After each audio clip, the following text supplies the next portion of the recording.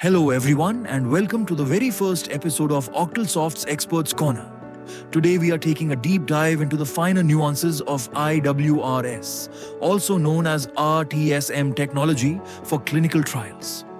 With us, Krunal is Senior Technical Team Manager at Octalsoft. He is passionate about delivering high-quality products that solve real-world problems for clinical trials across phases. Krunal is the quintessential element that enables seamless development and flawless delivery. Welcome, Krunal. To set the context for our viewers, could you walk us through the different types of randomization used in clinical trials? Basically, I've seen 4 different types of randomization methods used in clinical trials. First and most widely used one is the central randomization, where subjects will be randomized sequentially across all the sites. This is the most commonly used one. The next one comes is the block or site-specific randomization, where a specific set of randomization numbers will be allocated to a specific site, and subject randomizing from that particular site will be allocated those numbers sequentially and the treatment allocated with them. Third one is combination of first 2 central and site. Along with that, stratification will be involved, where subjects' clinical conditions will be to determine which randomization number and treatment needs to be assigned to the subject. Along with them, the fourth and very rarely used one is the dynamic or adaptive randomization, in which IWRS automatically processes the data of patients and based on the requirement of treatment ratio that needs to be maintained. Based on that, IWRS self-allocates a randomization number and a treatment arm in order to maintain the study requirement. Thank you for that, Krunal.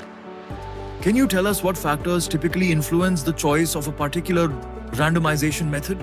Generally, what I have seen is availability of the reference medicine or the cost of reference medicine is the primary condition for selecting the randomization method.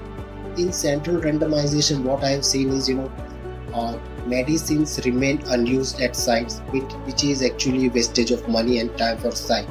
So in those conditions where reference medicine is costly or it is not frequently available, in that case site-specific randomization is used. So in short, I can say cost is the main reason behind selecting a specific randomization method.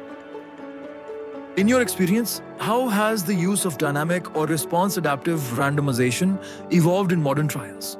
Dynamic or adaptive randomization sequence should have been used widely, but still it is not used so frequently in clinical trials.